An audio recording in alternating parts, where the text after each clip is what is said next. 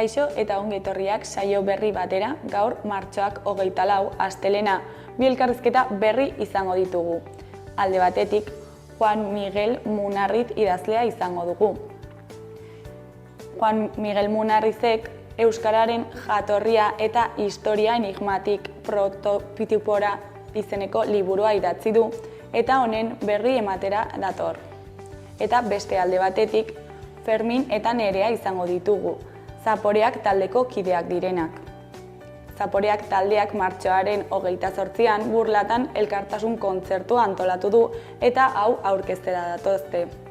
Baina hauekin hasi baino lehen goazen gure betiko edukiarekin.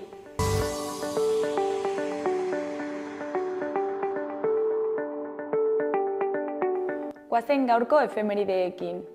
Gaurko egun batean, 1976ko martxoaren 24an, estatu kolpea egin zuten Argentinan eta milaka pertsona torturatu, hil eta desagerraraziko zituen diktaduraren hasiera izan zen.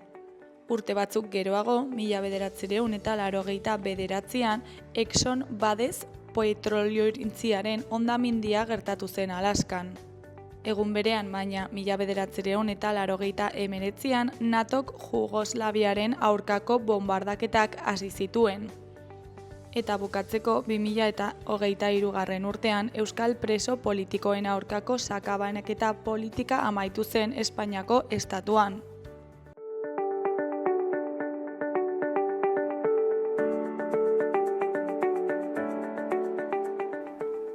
Ikus dezagun aste honetan daukagun agenda. Asteartean, Artea izeneko antzezlana egongo da Gaiarre antzokian. Antzerkiaren nazioarteko egunaren kontura Gaiarre antzokian Artea taularatuko dute. Airean jar dezake artelan batek adiskidetasun harreman bat. Jasmina Reza frantses dramagilearen komedia entzutetsu honetan pintura eztabaidagarri batek laguntasunaren oinarriak astinduko ditu. Ramon Agirre, Joseba Apaolaza eta Asier Ormaza izango dira oholtza gaineko protagonistak. Asteazkenean, Arrosadiako liburutegi publikoan, arratsaldeko 6etan, Arrosadia Euskarazko irakurketa klubak Ripleyren jokoa liburua izango dute aztergai. Tom Ripley sofistikatua eta perfekzionista da, artelanen trafikatzailea. Italiako herri txiki batean bizitzea erabakitzen du, bere maitale biolontxelistarekin. Baina bere bizitzak korapilatzen zaio finantza arazoak etortzen direnean, eta orduan aitarengana jotzen du. Arratsaldeko 6etan Arrosadiako liburutegi publikoan. Ostegunean, Basa Jaunaren Irria izeneko ipuin kontalaria egongo da Atarrabiako kulturetxean, arratsaldeko 6:30. Virginia Albiraren eskutik ipuin kontakizuna 4 urtetik gorako txikientzat. Sarrera doakoa da eta gonbidapena hartu behar da saioa hasi baino 10 minutu lehenago. Arratsaldeko 6etan Atarrabiako kulturetxean. Larunbatean, arratsaldeko 7:30 Delirium Tremens eta Apoteke taldeen kontzertua egongo da. Totem aretoan. Delirium Tremens taldeak Totem aretoan joko du arratsaldeko 7:30. Oholtza gainean Bidelagun Apoteke taldea izango da. Sarrerak aldez aurretik 15 euro eta bertan 18.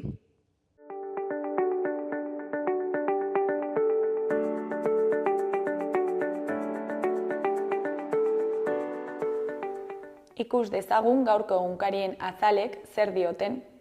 Diario de Noticiasen titular nagusian, talentua erakartzeko eta atxikitzeko jarrera onena duen 3. autonomia erkidegoa da Nafarroa. Txosten batek 74,9 puntu ematen dizkio egunetik, eta estatuko batez besteko 49,1 jaisten da. Madrilgo erkidegoa eta EAE bakarrik daude aurretik. Azterlanak azpimarratzen du komunitate guztiek zailtasunak dituztela langileak erakartzeko.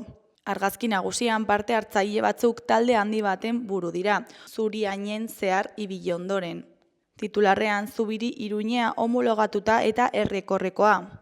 Erdiko berrian, Jose Luis Rodríguez Zapateroren arabera, PPek bere oposizio estrategiarekin gero eta liderrago egiten du Pedro Sánchez. Nabarmendu du Zerdanek eta Txibitek humiltasuna arau gisa dutela eta Nafarroako politikak inoiz ez duela orain bezain besteko pisua izan. Eskuineko berrietan, alde batetik Iruñean hil zen konponketa bat egiten ari zela balkoi batetik erorita. Beste alde batetik, Nafarren ia erdiek hilero aitortzen dute dirua. Jarraian, Israelek erakunde bat sortu du Gazako herritarrak borondatez ateratzeko.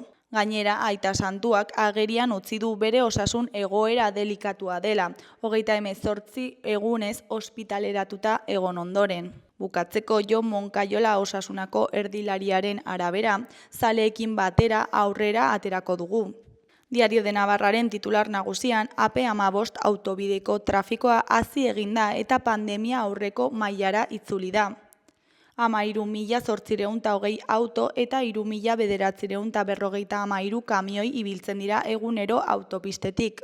Argazki nagusian, Francisco Aita Santua atzo Erromako Gemelli Poliklinikoko balkoira atera zutenean. Honen hitzetan, eskerrik asko guztioi. Aita Santuak ospitaletik alde egin zuen atzo, jendaurrean agertu eta Gazako bonbardaketak gaitzesi ondoren. Ezkerreko berrietan, alde batetik Nafarroan hiltzaileen buruak aztertzen dituen foruzaingoa. Beste alde batetik, UPNeko Ibarrolaren arabera, Txibite ez da EH Bilduren agendako liderra. Azkenik, Espainia penaltietan sartu da Nazioen Ligako azken fasera. Gararen titular nagusian, Salbioliren arabera, torturak, desagertzeak, galek eta bar ez dute preskribatzen. NBEko kontalari ohiak Naparraren anaiarekin batera Iruñean egindako hitzaldi batean azpimarratu duenez, zor historikoa dago desagertze behartuen kasuekin kitatzeko. Argazki nagusian, auzo, seguru, solidario eta arrazikeriarik gabeko aldeko ibilaldia. Erdiko berrian, Elena Barrenetxea eta Oaia Otaño puntisten arabera. Talde moldura gure xedea partida politak eskaintzea da. Eskuineko berrietan batetik Ruben Pascualen erreportaia dugu. Kakaoaren prezioak bere aurpegrik garratzena erakusten du. Bestetik, Israelek lurreko operazioak abiarazi ditu Gazako iparraldean eta hegoaldean. Euskal Herria Irratiaren titular nagusian, Euskaraldiaren 11koa prest. Euskaraldiaren 11koa aurkeztu dute Nafarroan. Julio Soto bertsolaria, Edurne Pena aktorea, Julen Goldarazena musikaria, Claudia Rodríguez Goxuan Salsan taldeko abeslaria, Eneko Garzia, Jasmin Cris Mansirri itzultzaile eta kazetaria, Amaia Nausia historiaria, Cristina Oses soziologoa, Oier Zúñiga aktorea, Arnaitz Fernandez fisikari eta eguraldi aurkezlea eta Amaia Izar enpresaria dira. Eskuineko berrietan, goikoan Claudia Rodríguez Josuan Salsako abeslariaren arabera, Euskaraldian parte hartzeak nire buruari erronka jartzea dakar. Iruñan aurkeztu du Euskaraldiak herrialdean izanen dituen 11 enbaxadore. Tartean da Josuan Salsa taldeko abeslaria, Claudia Rodríguez. Aho bizi rola hartuko du berak ekinaldian eta herritarrei parte hartzeko dei egin die. Bekoan Delirium Tremens taldearen agurra. Musikari mutrikuarrak 1981tik isilik egon ondoren duela 3 urte itzuli ziren oholtzetara. Orain, Tanora diskoa plazaratu dute eta desagertu eginen dira. Totem aretoan izanen dira martxoaren 29an.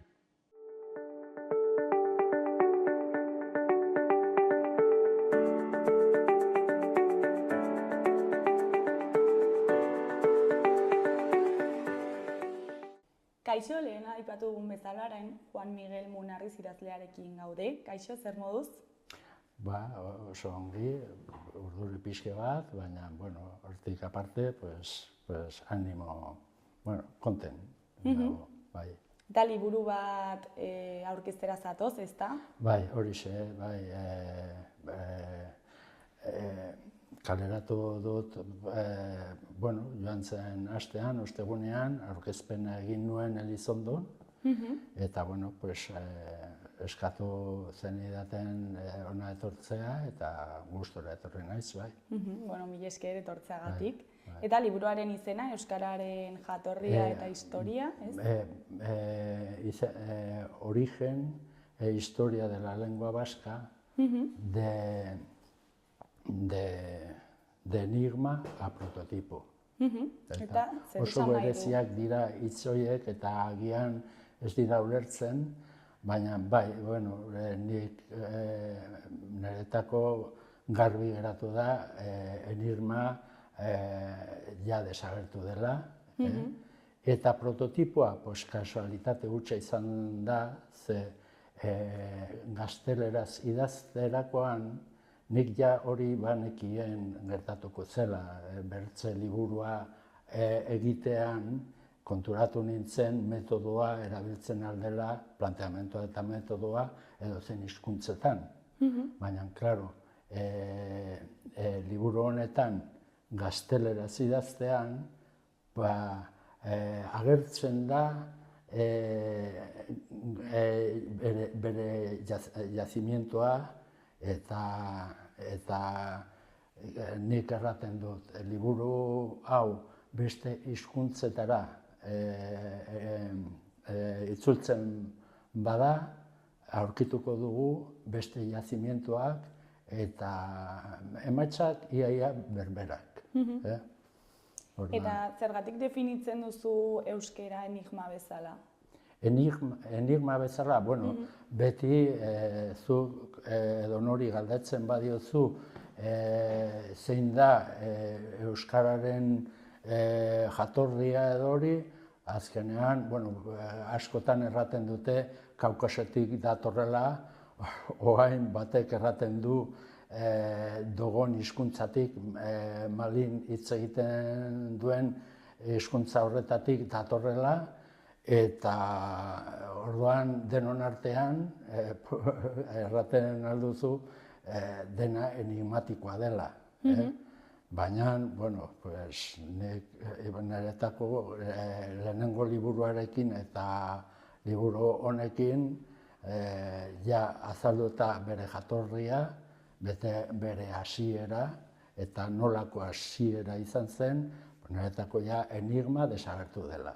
Ja euskara, gure hizkuntza da, eta, bueno, poliki agertuko da, zergatik erraten dut Europako hizkuntza dela eta, bueno, Pirineo eta bi aldeetan sortua, baina hori, Eta zer kontatzen duzu liburuan edo zein da bere edukia? Begira, gauza da, lehenengo liburuarekin, Euskara Genesiarekin, geratu nintzen oso konten. Niretako ja denak garbi zegoen.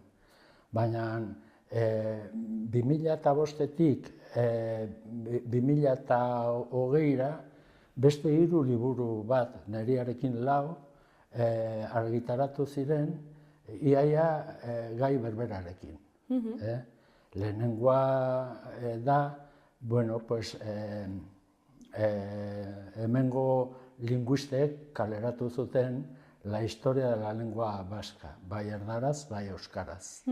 Eta, bueno, pues, han biltzen da argitara idazki guztiak ongi sailkatuta. Baina, bigarren kapitulua, Joseba Lakarrak, azaltzen du zein da euskararen prehistoria. Orduan, pues, claro, irakurri nuen liburu hori. Gero, bertzea da, Arnau Etxamendik kaleratu zuen L'origine de la langue basque. Eta beretako euskara dator, bueno, da hizkuntza indoeuropea bat. Eta lehen erran dizudan bezala, Jaime Martinek kaleratu zuen un enigma esclarecido, el origen del vasco. Eta berak erraten du dogonetik datorrela euskara. Orduan, hori ikustean geratu nintzen oso triste eta erraten neure buruari, zer egin dugu, enigmari berpiztu, lauekin erraten aldugu gauza bera, enigmatikoa dela. Orduan ja, asertuta gero, pentsatu nuen, berriro hasiko naiz, baina nola egingo dut? Kasu honetan egingo dut erdaraz, gazteleraz idatziko dut, baina bertze liburuan baziren gai batzuk geratu zirela de refilón edo, ez hain refilón, hizkuntza egileak, aipatu nuen garbi, nola gaude jazimiento batean, klaro, egiten duzu metodo arkeologikoarekin kentzen geruzak, esaldi modernoak sailkatu ondoren, kentzen duzu geruza hori joateko barnerago. Sakontzen, Baina jarri nituen kotak, eta kota haunitz jarri nituen jazimento horretan. Zer erabili nuen kota bat egiteko?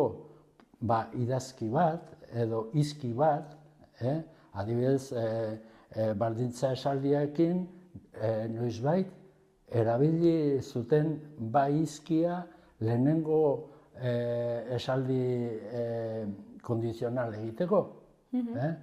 Baina nork proposatu zuen hizki hori, nortzuk onartu zuten. Orduan, han agertzen da hizkuntza egileak. Eta nola badaude, zuk kota bakoitzean erraten duzu, kendu ditut esaldi hauek, ze nivel mota hizkuntza maila duen proposatu zuena, orduan, posiblea da jakitea guti behiti zen maila zituzten onartu zutenak ikertzen ari zara hizkia edo adizkia. Orduan, gero eskala bat izatea maila guztiekin oso garrantzitsua da besteek egin dutena kritikatzeko. Oso beharrezkoa. Ze adibidez,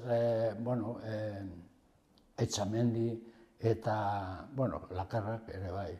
Eta Martinezek erabiltzen dituzte hitz batzuk eta erraten duzu, baina ze mailan kokatzen duzu. Adibidez, kaskabel erraten du Martinek, euskaraz eta dogonen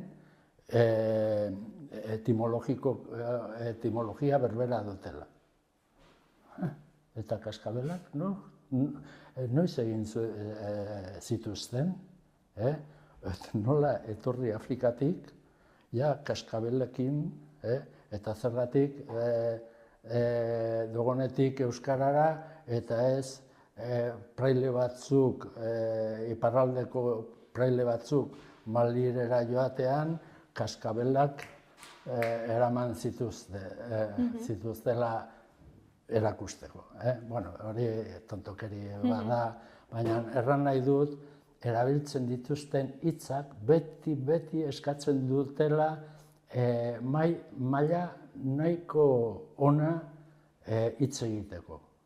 Orduan, onartzen baldin baduzu hitz bat hizkuntza horretan eta euskara etimologia berbera dutela, zoaz gero, bere nivelan kokatuta, zoaz gero ikustera ea beste mailak daude beitian, eta hori ikusten egia baldin bada, azkenean erabaki beharko duzu prestamo bat besterik ez dela.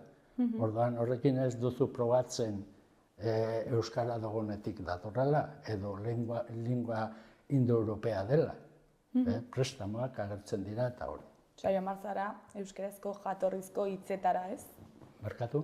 aztertzeko jatorria joan behar zarela berezko euskerazko hitzetara, ez? Edo hitzoietara.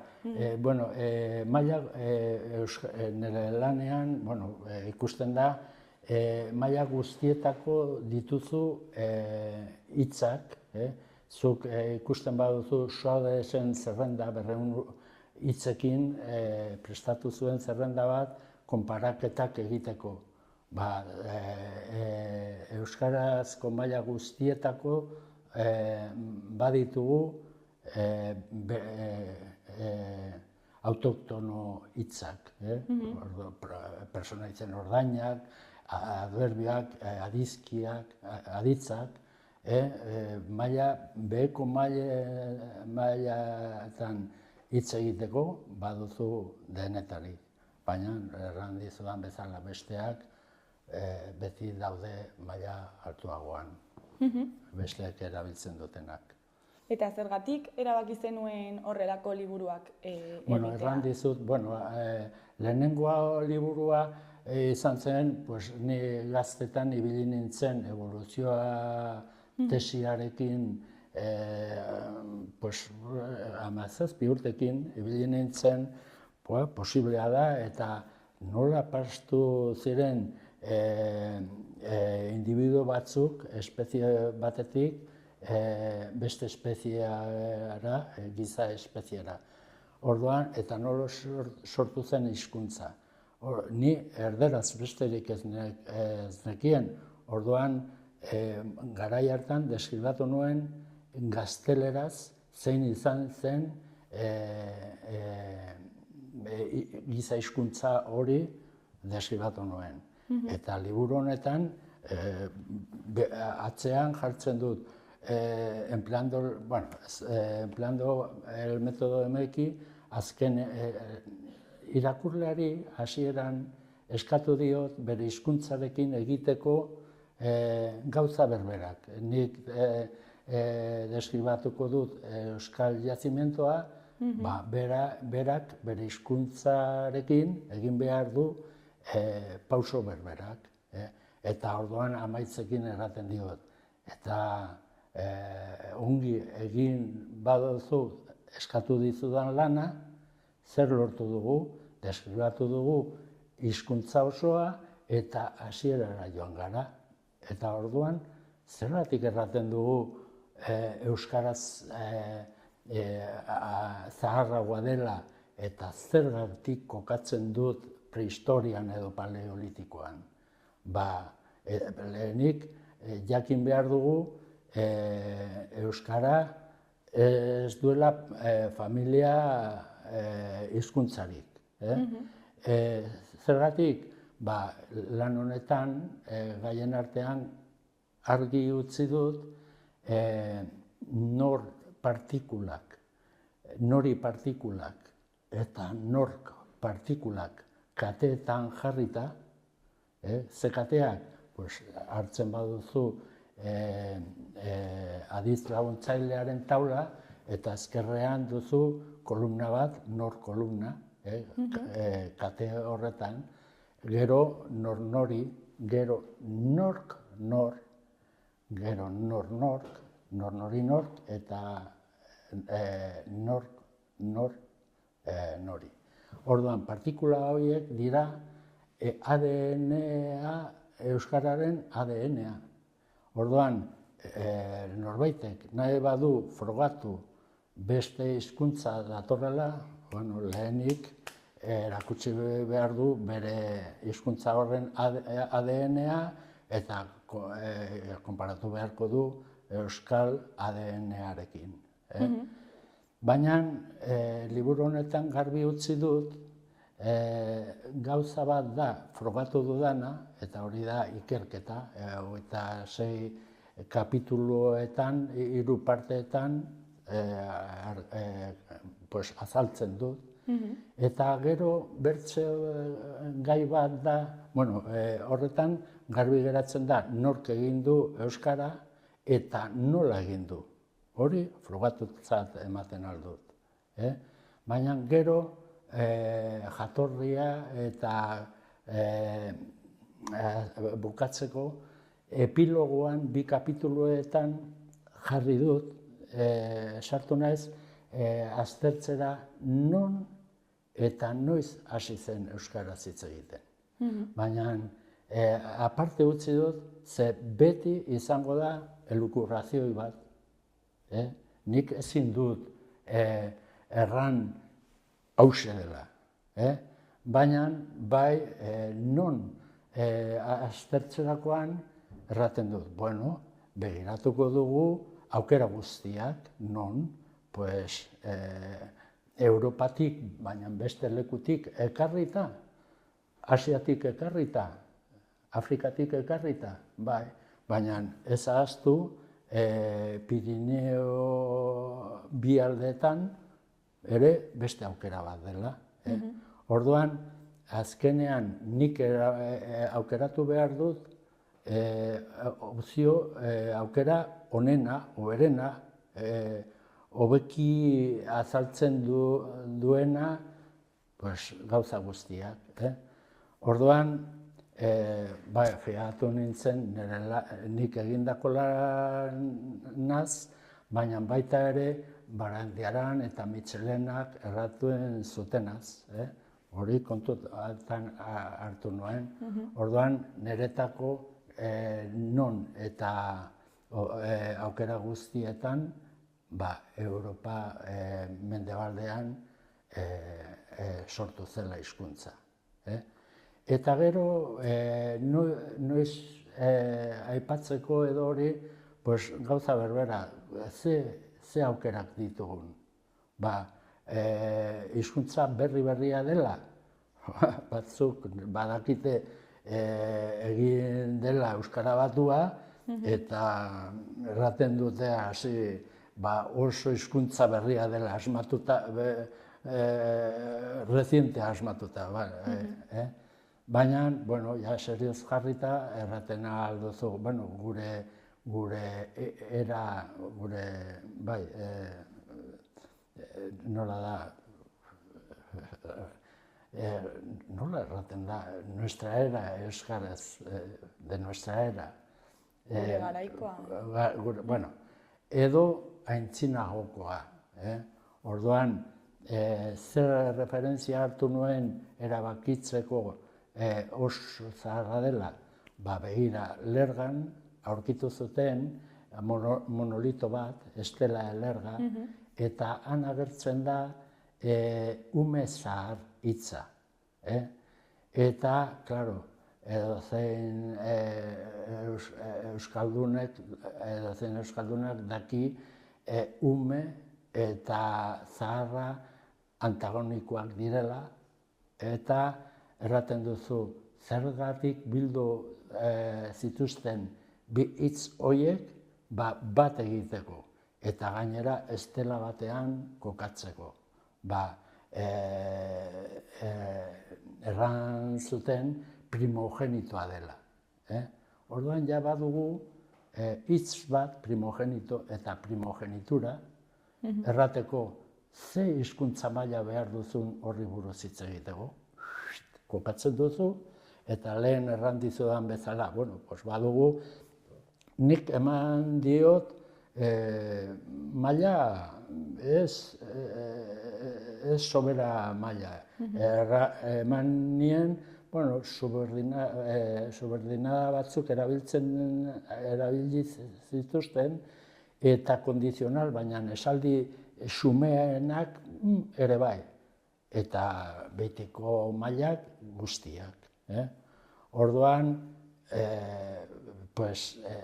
bigarren mendean horrak primogenituraz hitz egiteko, erraten duzu euskararen hasiera joaten dela prehistoriara eta niretako paleolitikora joaten zaidala. Eta horrelako liburu bat idazteko prozesua nolakoa da? Nondik hasten zara? Guti goiti izan zen lehenengo arekin egin nuena. Egia erraten badut, ia 3 liburu berberak idatzi nituela. Zergatik, hasieran pentsatu nuen, bueno, nahi nuen apurtu enigma hori, eta horretarako gazteleraz idaztea, eta pentsatu nuen, bueno, jarriko dut gauzak oso labur moduan. Orduan, hasi nintzen idazten, eskematikoki, pam, eta segiduan pentsatu nuen, eta horrela kaleratzen baldin badut, ze iritzia izango duten irakurleek. Pues, kontraste gutxi, orduan, pentsatu nuen, bueno, ez zait gustatzen ibiltzea, seinalatzen ze gauzak gaizki, ze akatsak egin dituzte linguistek, baina ez bada ditut jartzen olako gauzak, pues, liburua geratzen da hankamotz. Orduan, utzi genuen liburu hori. Iaia nahiko aurreratuta nuen. Orduan pentsatu nuen, egingo dut bertze liburuaren itzulpena, eta hasi nintzen, eta iruditu zitzaidan, hau ere gogorra da. Eta azkenean, ateratzen bertze hau, motelago, baina bi liburu horien artean, saiatzen gauzak xumeagoak egiten, edo modu erresagoa egiten, eta gero jarri nuen interesa handia erakusteko nola sortzen da gramatika. Iaia hasieran, iaia konturatu gabe gramatika agertzen da. Hasieran, esaldiak, esaldi menperatuak kentzen dituzu goiko geruzetan. Orduan, ondora joateko bakarrik geratzen zaizkizu imperatibo esaldiak, azalpen esaldiak eta harridura esaldiak. Galde esaldiak geratzen dira pixka bat altuago. Baina noraino joaten zara agintearekin. Lehenengo gizakiek laguntza eskatzeko, abisuak emateko, hasi ziren aditzak asmatzen, etor, eman, har. Baina aditz hori izkirik gabe. Gero, zegoen beste arlo bat, hasi ziren izenak jartzen, erabiltzen zuten gauzei edo animaliei, eta orduan izaki hori eta izena jartzerakoan agertzen da lehenengo adizkia, adizkia. Baina haiek iaia konturatu gabe. Ez ziren konturatu aditzak jarri zutela bere hizkuntzan. Eta adizki hori da adizkia asmatu zutela, eta izenak. Orduan, poliki, eta, klaro, animali honek mokoa du, bigarren adizkia. Eta azkenean, haien artean, nik dut, sudurra, eta zuk, eta ik baduzu, duk edadun, segun hitz egiten duzun gizon batekin edo emakume batekin. Baina iaia konturatu gabe agertu zen gramatika. Orduan hori nahi nuen liburu honetan argi uztea gramatika universala. Leku guztietan gizakiak moldatu gara modu berean. osea, ikitzen gara, guztia ikusten dugu, zer egin behar dugu, janaria bila, eta orduan guk egiten dugu bakoitzak bere momentuan, eta hitzak kontatzeko zer egin dugun, nahi eta nahi ez agertzen da gramatika.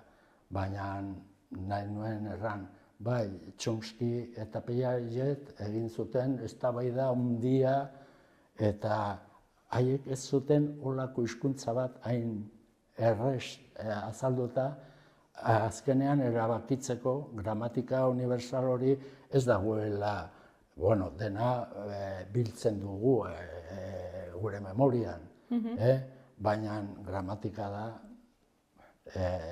munduan. Oso zabala, Bai. Eta hau dena jakiteko, zer nolako ikerketa egin duzuzuk? Barkatu, ez... Hau guztia jakiteko, ikerketa handi bat egin duzu, ezta? Nolakoa izan da, prozesu hori? Bueno, pues, eskerrak dugu ongi azalduta euskara. Zuk duzu dena ongi azalduta. Hizkiak, esaldiak, orduan dena duzu eskura ikerketa bat egiteko. Baina gero badira interpretazioi batzuk okerrak direla. Adibidez, eta ikusten da Jagoba Lakarrak bere prehistorian berak erraten du, ez da posible adiztrinkoak maila honetan izatea eta perifrastikoa, konjugazio perifrastikoa, eta ikusten da galduta dagoela. Berak egiten baldin badu dena ongi kronologikoki sailkatuta, ikusiko du nola asmatu zuten konjugazioi osoa. Orduan nik liburu honetan garbi erraten dut ze pausoak agertu ziren konjugazio osoa. Orduan, eske gramatika liburuetara joaten baldin bazara, ikusteko ze esaldi motak eta hori, eske dena eskura duzu. Bakarrik behar zuten metodo berri bat gauzak argitzeko. Eta metodoa da esaldiekin aritzea. Ze haiek gehienetan, bai, esaldiak erabiltzen dute egiteko nola kokatzen dira hitzak esaldi batzekin, galdera esaldi batekin, non dago aditza eta esaldiak aztertzen dute, eta baina, bueno, hortik zara joango inora. Orduan, behar zuten beste metodo bat ikerketa hizkuntza euskara ikertzeko. Eta hori da nik aportatu dudana modu berri bat hizkuntzak aztertzeko. Erran dut, gaztelerak nolabait konfirmatzen du lana ongi egina dagoela, ze zuk egiten baldin baduzu, subjuntibo esaldiak, modernoak kendu. Gero begiratzen baldin baduzu imperatiboa, baina hirugarren personako adizkiak, subjuntiboa erabiltzen dugu hirugarren personan, fuera. Orduan geratzen zaizu bakarrik, bigarren persona, nik zuri agindu bat, edo nire nahia lortzeko eskaera berezi bat, orduan poliki-poliki jaten zara jazimentoaren ondora. Eta, bueno, ja bukatu zenuen liburua, ez da? Eta argitaratu zenuen? Bai, bueno, azkenean bidali nuen liburua bi leku batuetara eta ezetz hartuta erabaki nuen nik kaleratzea. Orduan, eraman nuen Ultzama digitalera eta 100 liburu eskatu nituen eta, bueno, pues, zer gertatu zaidan, ez nekila zer egin 100 liburu horiekin. Eske ni sartu naiz mundu honetan eta ez dut ezagutzen ezer. Eta ekarri zizkidaten 5 pakete, utzi zidaten sarreran, etxeko sarreran, eta pasatzen nintzen bakoitzean, begiratzen nuen hora de reojo, eta erraten nion neure burua, han geratuko zarete betiko.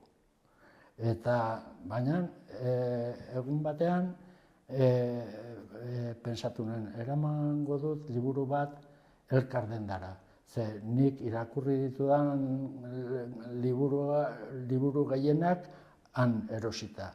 Eta pentsatu nuen, bezero gona izan nintzen, orduan, eta eraman nuen liburua, eta Pablok begiratu zuen, hitz politak bota zituen, baina errantzidan, hau zentralera bidali behar dut, eta haiek erabakiko dute zenbat liburu uzten dituzu hemen. Eta, bueno, pues, ja aukeratuta zegoen ze momentuan aurkeztuko nuen liburua Elizondon, ostiralean deitu zidaten errateko 100 liburu bidaltzeko zentralera. Ez nuen pentsatu, baina utziko ditu liburu batzuk aurkezpenetara eramateko. Eta ez. Ez, hartu nuen 5 pakete eta korreosera eta hala. Eta azkenean, gau batean, Juan Miguel, joango zara aurkezpenetara eta libururik gabe. Bueno, pues, ematen dizute 10 liburu eta hoien artean ja batzuk dedikatuta senide batzuentzat, baina 5 nituen arreba eta seme alabaentzat, baina oraindik dedikatu gabe. Orduan erran nien, liburu hauek eramango ditut aurkezpenetara eta han geratu ziren. Orduan ni geratu nintzen bakarrik honekin, azalarekin, ze hau bidali zidaten Ultzama digitaletik inprimatu baino lehen, onartu behar nuen egin zutena, eta hori da etxean dudan gauza bakarra. Orduan, erakutsi horrela, ikusteko kamaran, horra. Bueno, gutxienez, daukagu portada ikusteko. Bai. Eta aurkezpenak zer moduz joan ziren? Bueno, konten geratu nintzen, 12etan nuen,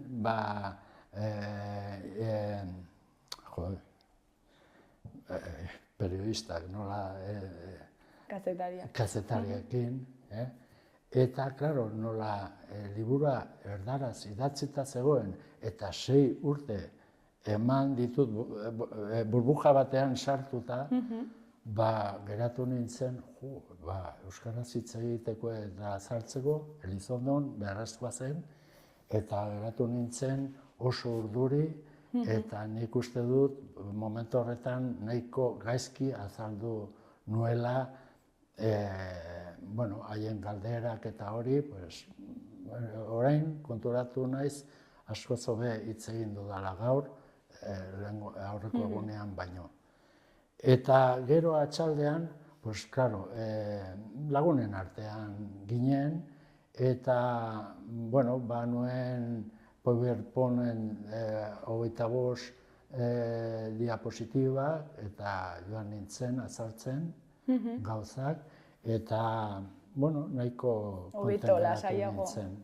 Eta ikusi nuen batzuek errantziaten oso ongi egin nuela eta oso konten atera ziren aurkezpena horretatik, bai.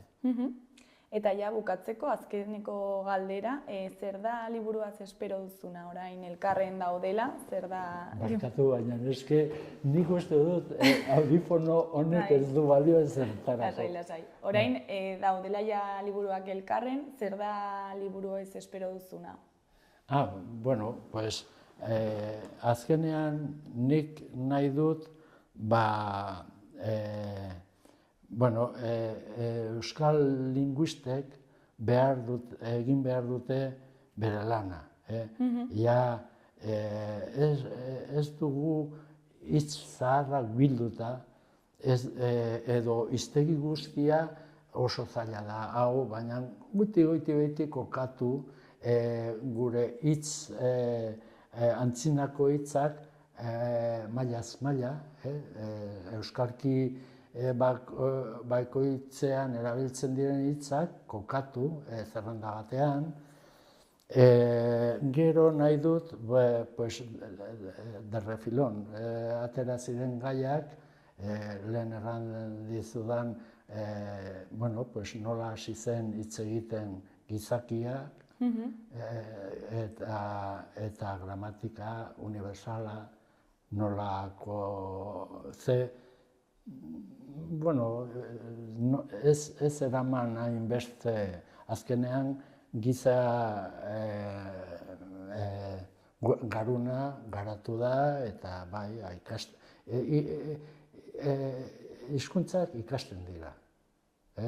Ni joaten baldin banaiz leku itxita batera eta hango hitzak ikasiko ditut eta hango hizkuntza ikasiko dut. Orduan, nik mantentzen dut denboran zehar jaten baldin banaiz hasierara, nola gizakiak diren eta gai dira errateko hitz hau zer esan nahia duen, hasieran ez dut deus ulertuko, baina geratzen baldin banaiz haiekin azkenean bere hizkuntza txiki hori ikasiko dut ere. Orduan, hori de refilón gai bat da, eta azkenean garbi erratea euskal enigma horri buruz hitz egitea tontokeri bat dela. Ze hizkuntza europeon artean, gaztelera, latinetik datorrela, eta ja horrekin historian kokatuta dago. Eta euskara bere bakartasunean, baina hizkuntza osoa ongi azalduta, eta ez dago historian, ume zahar bestigio horrekin, eta ez dago historian, Melletek erran zuen, ez badugula aurkitzen hizkuntza bat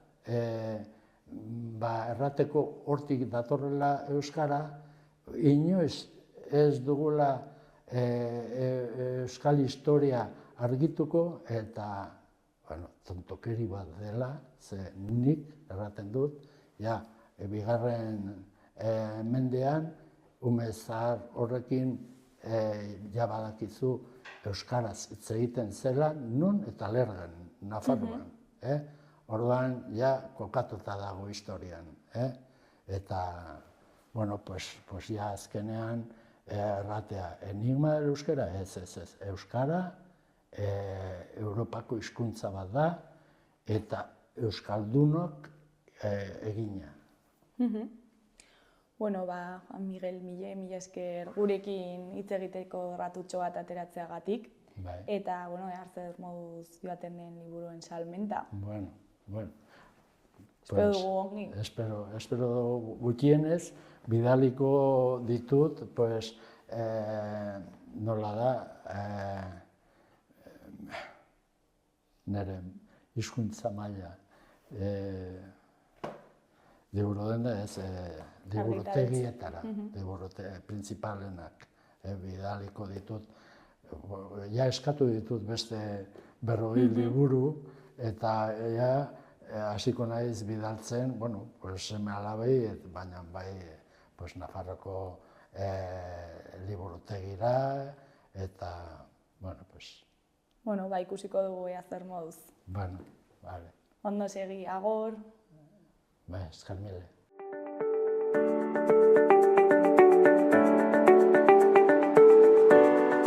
Gaurko eta biharko eguraldiaren iragarpena ikusiko dugu orain. Gaur, astelena, egun euritsua izango dugu. Euria iraunkorra eta ugaria izango da, batez ere egunaren lehen partean eta arratsaldeko lehen orduetan, eta bereziki kantauri isurialdean. Zenbait tokitan zaparradak trumoitsuak izan daitezke. Elurkota 1500 metro inguruan kokatuko da. Egunaren amaieran euria sarriago egingo du. Ipar-mendebaldeko haizea goizetik aurrera eta temperatura maksimoak 10-14 gradu artean egongo dira. Asteartean euri kontuekin jarraituko dugu, baina gutxiago egingo du eta batik bat kantauri isurialdean. Hegoaldean goizean atertzera egingo du. Ipar-mendebaldeko haizea ibiliko da, bolada gogorrekin haizeguneetan. Temperatura maksimoak pixka bat igoko dira.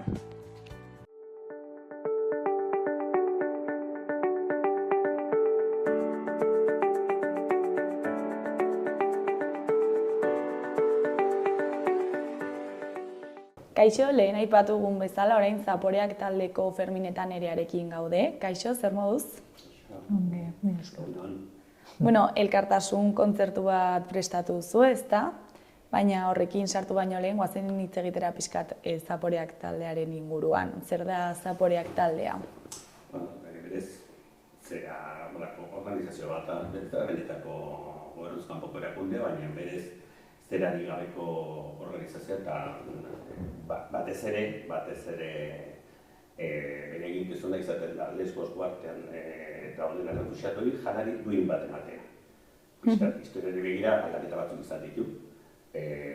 Nik uste Zaporeak moduan sortu zela 2005ean, Siriako gerra eztanda egin zuenean, eta errefuxiatu bila iritsi ziren Greziako uhartetara. Eta laguntza eskatu zioten momentu batean Giros Uarte, pixka bat, laguntza minimo bat emateko. Eta, hendik intxaurrototik formaneta hartu, lapiko handi bat sartu eta ara joan ziren. Eta hasi ziren, lehenengo xume, zenbait izaldak eta prestatu izten zeineako, izten zen jenderetzat. Jendeak normalean iritsi eta hortik bizpairu monetaraia kontinentera jaten ziren, beste batea funtzionatzen zuen. Gero egonkortzen hasi zen ura eta montatu zutenelako sukaldetxo bat, baina azkenean gobernuak eten egin zuen. Eta gero pasatu ziren Atenasera. Atenasean egon ziren beste organizazio baten lokalean. Horre egon ziren ezak bat hilabete, eta azkenean Lesbosen antolatu eta montatu zen orain dagoen sukaldea. Garai hartan errefuxiatu asko zuten, memoria kanpalekuan, iritsi ziren 25.000 izatera, gutxura, inork ez dakite zera egiten zen bat ziren, eta hau da gaur egunen egiten dena, memoria desagertu, baina gaurko kanpamentuan karatepen dauden errefuxiatuei janaria eman, janari duina eman. Eta nolakoa da zuen urte osoko lan egiteko modua? Hemen zaudete denbora tarte bat zerbait prestatzen eta gero gara joaten zarete, edo nola moldatzen zarete? Bueno, hemen Euskal Herritik, Lesbosekoak funtzionatzeko ezinbestekoa da hemen egiten den lana, ez? Sedea Intxaurrondon dago, baina gero Euskal Herriko probintzietan lantaldeak daude. Eta hor, janari bilketa egiten da, ikastetxeetan hitzaldiak ematen dira, kideak ematen dira ere bai, dirua eta emateko, enpresekin ere elkartzen da, bakoitzak bere aportazioa egin dezan, eta horrek guztiak egiten du gero Lesboseko sukaldea martxan egotea. Lesbosen han ere arduradun batzu daude, han lanean, sukaldaria, kudeatzaile pare bat, Eta orduan, hemendik lortzen den guztia, ara iristen da. Eta gero, han sukaldatu, eta Ferminek esan duen bezala, janari, bazkari duin bat banatzen da egunero. Eta taldeak urteetan zehar zer nolako bilakaera izan du? Hango egoera berez aldakor xamarra da, oso aldakorra esango nuke. Eta hemendik ara joan den jende kopurua, edo handik sortzen dela baita ere aldatuz joan da. Momentuetan, han 5 daude 6 pertsona, 2 pertsona sukalden daudenak, bi okindegian eta beste 2 antolaketan edo. Eta horretaz aparte, orain momentuetan behintzat saiatzen da, han hemengo 6 voluntarioan egotea beti, normala izaten da, 3 eta 3 baten dira. Baina beti saiatzen gara bintzaten 6 pertsona izaten, eta horretaz aparte, kanpamentotik egunero ere etortzen dira, badago kopurutxo bat arduratzen dena gero banaketaz, kanpamentuan, edo egunero etortzen dira 3, 4, 6 pertsona sukaldera baita ere, azkenean prestatzen dugun janari kopuru oso handia da, eta beharrezkoak dira eskuak eta zer. Eta badagoan, modu permanentean dagoen jendea? Bai, 6 pertsonarik, han 5 daude. 2 sukaldare biokin eta 2 koordinatzaile, han 5 daude beti. Horiek dira berez soldatapean daudenak, horiek kontratatua daude. Eta horretaz aparte, gainerako guztia voluntarioekin egiten da. Eta han bizi dira, eta ez dira, ez dakit hemengoak dira, hangoak dira? Sukaldean lanean dauden guztiak errefuxiatuak dira. Errefuxiatuak dira, egoera desberdinetan, batzuk prozesuan daude, eta beste batzuk dagoeneko asilo lortu dute, baina han bizi dira. Egia da, egitako batzuk, bakarren bat, momentu batean erabakitzen du Lesbosen ez du lan gehiago nahi, eta orduan, ala egiten duenean beste persona batek, normalen kanpamentuko batek, beste batek hartzen dugu postuak. Eta Lesboseko egoera nolakoa da? Jende asko pilatzen da han, asiloa lortzeko, ez dakit, tramitea erraza da, zaila? Bueno, hori oso aldakorra da, eta Europako politikaren arabera konturatzen du. Badira zenbat momentu, jende asko pilatzen dena, ideia bat egiteko. Maiatza aldean edo, lehengo urteko maiatza aldean, 6.000 pertsona edo zeuden, eta denok sumatzen genuen poliki hori bihurtu zela beste memoria bat. Kanpamentu zegoen goraino, berez kanpamentuak ez du horremezta aldenik, baina goraino zegoen, eta nik uste gobernua ere izutu zela, eta egin zituzten han transferrak ditzen direna, jendea eraman kontinentera beste kanpamentu batzutara. Hau da, ideia Lesbosen dagoen kanpamentuak ustu ez, baina gutxienez kopuru gutxiago izan. Eta horretaz aparte, nik esango nuke azken aldian pasaporteak, asiloak eta agian, behintzat nazionalete batzuetan azkarrago ematen direla. Lehen agian egoten ziren hilabeteak, urteak eta hori lortzeko, eta gaur egunean batzuk, ez guztik, batzuk hilabete pare batean irutan edo lortzen dute, eta normalean Lesbosen dauden errefuxiatuak ez dute Lesbosen egon nahi, berehala alde egiten dute. Eta, nazionalen araberan aukeratzen dute toki bat ala bestea, baina momentu honetan handagoen nazionalerik handiena Afganistangoa da. Eta horko gehienak, guztiak ez direlako, normalen Alemania aukeratzen dute, eta Alemania aldera jotzen dute, eta orduan, era horretan kanpamentu kopurua jetxi edo igo egiten da. Uztakit ni uste dut udan, iritsi zela, jetxi zela 1000-tik behera, eta gero, zer izango zen, abenduan edo berriro ia 5.000 pertsona zeuden, gaur egunen daude 3.000 inguru, baina azken momentuan da, egunero jendea ateratzen da, eta ia egunero jendea iristen da, eta Turkiatik. Eta, aipatu dugu hemen elkartasun kontzertua egingo dela, horretaz aparte ere beste proiekturen bat gauzatzen duzu hemen? Ez, lehen esan bezala, nik uste dut gure lana informatzea dela, orduan, badugu hemen Nafarroan adibidez talde bat ikastetxeetan ibiltzen dena, pixka bat errefuxiatuen egoera esplikatzeko, zaporeaken lana, eta janari bilketa, eta hori da funtsezkoa azkenean, Azkenean, janari bilketak egiten dira, edo, noiz behinka egin izan da, Iruñerrian, zertzen supermerkatuetan bildu. Edo, bestela, nire dion bezala, itzaldiak ematen ditugunean, normalmente toki horietan, baita ere janari bilketak egiten dira, eta hemengo biltzen den guztia intxaurrondora bialtzen da, eta intxaurrondotik izaten da, trailerra montatu edo kontainerra montatu, eta barkuz ara egizten da. Eta horretaz aparte, bai importantea da, hemendik bidaltzen den janaria da, gu izaten duguna janari lehorra, estaturik gabe, janari freskoa han erosten da, eta horrek bai eskatzen duela, horrek eta nengoak ere bai, baina berez dirutza dela han produktu freskoak erostea, fruta, arazkiak eta dena delakoa han erostea, oso gareztia da. Beti kalkulu bat egiten du. Ezken aldien egiten ari bagara, 1.200 otordu edo eguneko, pentsatu behar duguna da, eguneko gastatzen dugula 2.200 euro. 3.000 egiten genuenean, 3.000 euro. Horrek esan nahi du urte oso batean, milioitik gorako aurrekontua duela zarkak. Eta orduan, berez, diru-sarrera behar da eta horretarako jotzen da, aldik eta toki gauza saltzez aparte, edo egingo dugun kontzertuz aparte, egiten dena da, udalaz udal, Eusko Gobernua, Nafar Gobernua, edo enpresetara nortzeko. Enpresetako azken aldean erantzun genuen, hori, ez dakitzen nongo enpresa batek eman behar zuela urte osoko oiasko. Oiaskoa ordainduko zuen, hori da.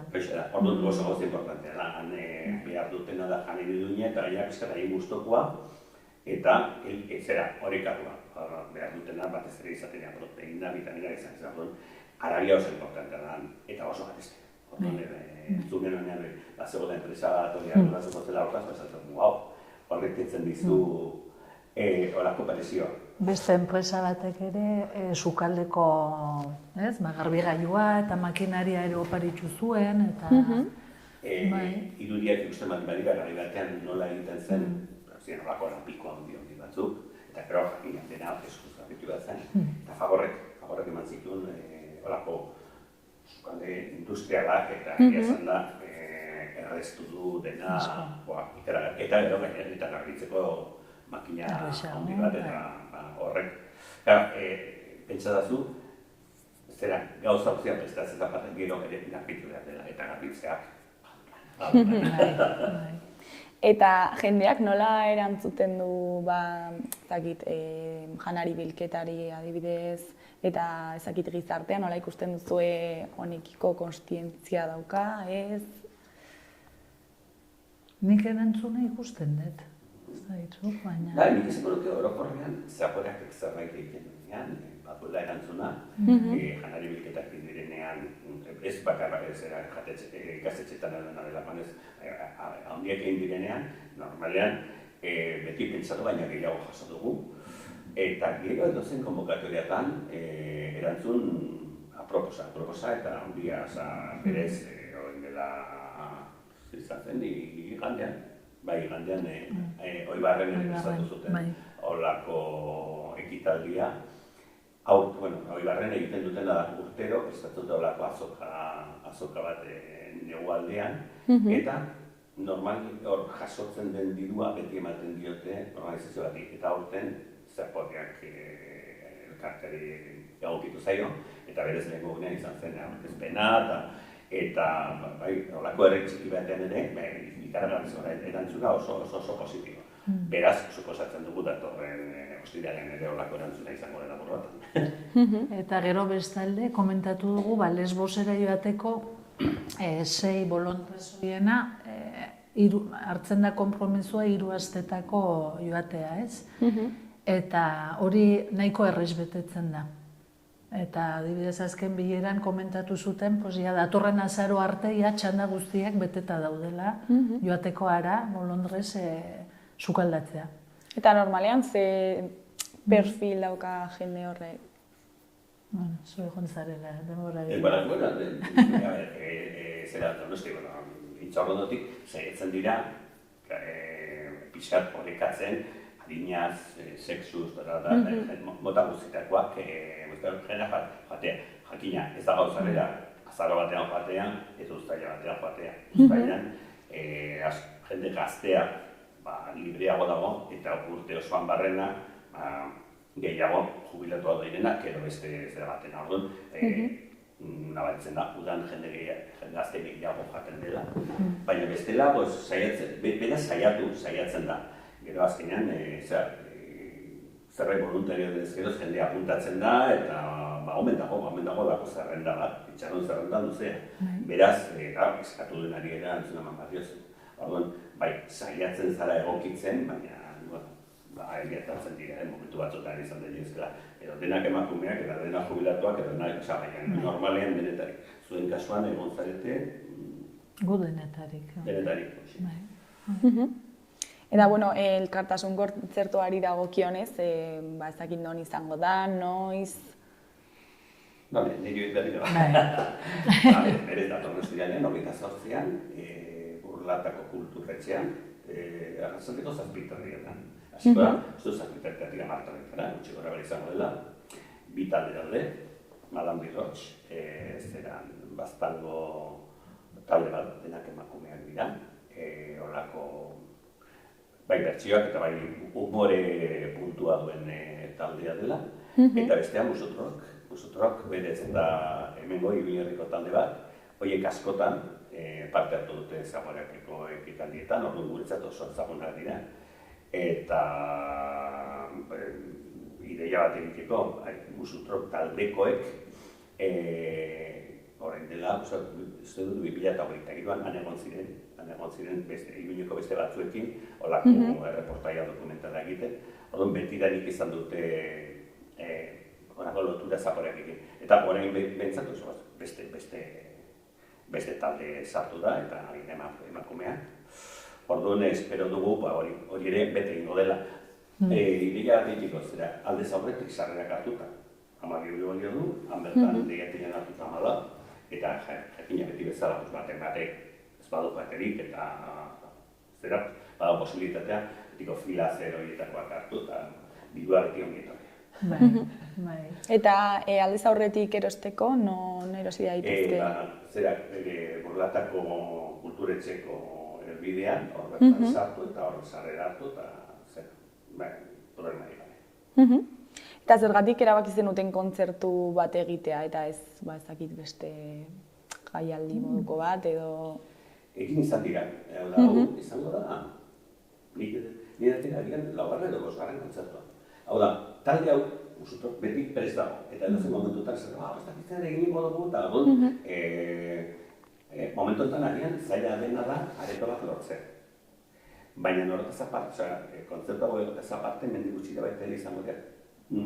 Abesbatzaren bat, abesbatza pare bat edo, etorreko dira Iruñera, baina hori izango da, mendik nik uste, oporroka ondoren, orduan beste mota hortakoak ere antolatzen dira. Gainerakotan beti egiten dena da dirua edo janaria lortzeko bide zuzena, hau da, dirua lortzeko egiten den da hau bakarra edo bestela, Zaporeko merchandising, kamiseta eta festa putitaren amaten da, oinezen, ez dakit horrelako ekitaldietan. Eta eskualdeetan ere, sortzen dira beste ekitaldiak, pintxo potea edo pelikula bat bota, eta... Eta Burlatako udalarekin egon zarete hori elkarlanean, hau prestatzeko? Hortan, badago taldetxo bat hortan ari dena. Azteko taldeak lortu, adostu. Gero, lokala aurkitzeko, berez, ia guztiak bere dut aurkitzeko data proposa. Eta gero, den antolaketan badago Zaporeako talde bat, hortaz sartuta, buru edarri, eta...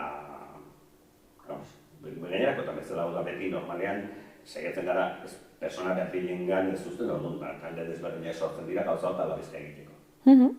Eta zer da egun horretaz espero duzuena? Nik espero dut beteko dela eta jendea gainera espero dut ongi pasatuko duela. Azkenean da oso momentu egokia jendearekin elkartzeko, musika entzuteko eta lagunekin ere goteko. Eta nik uste ekitaldi horiek oso atseginak izaten direla. Bikote baia bukatzeko, ez dakit zerbait gehiago komentatu nahi duzuen, jendeari zerbait esan, gonbidapena luzatu, ez dakit? gonbidapena luzatu noski, eta azpimarratuko nuke kontutan hartu behar degula, edo niri behintzat ze sensazio eman zean Lesbosera jo nintzenean da, Euskal Herria bezalako herri txiki batek, zein dezaken, 2000 bazkaritik gora egunero ematea, eta hori elkartasunari esker dela, eta uste dut Euskal Herria askotan erakutsi duela elkartasuna, eta hola jarraitzea, ze benetan gero han jasotzen dutena, bazkaria baino gehiago ere, sortzen den harremana errefuxiatuen oso polita da, eta hori mantentzeko ezinbestekoa da. Kontzertua,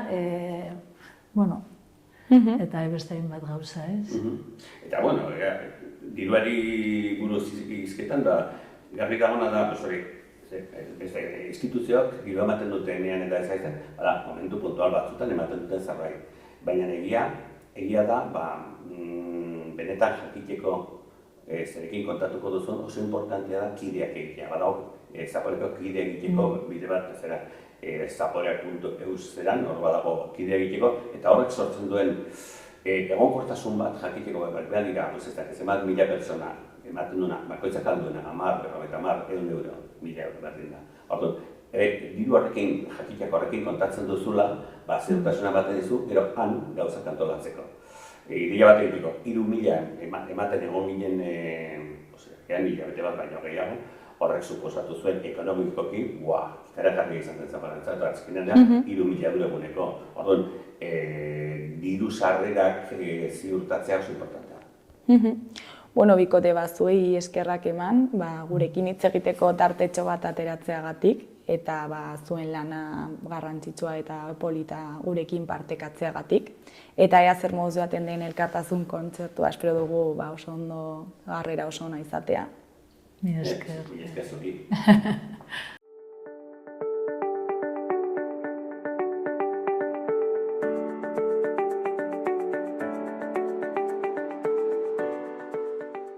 Gaurkoz hau izan da dena, bihar itzuliko gara eduki eta elkarrizketa berriekin. Mi esker zuen arretagatik, bihar arte.